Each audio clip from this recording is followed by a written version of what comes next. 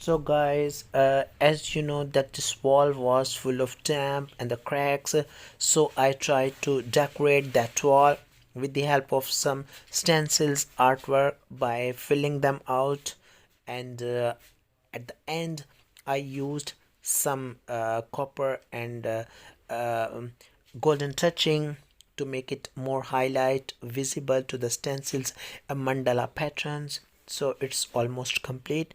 If you are facing the same issue, you can also use some techniques to highlight, to hide your fault of your home wall.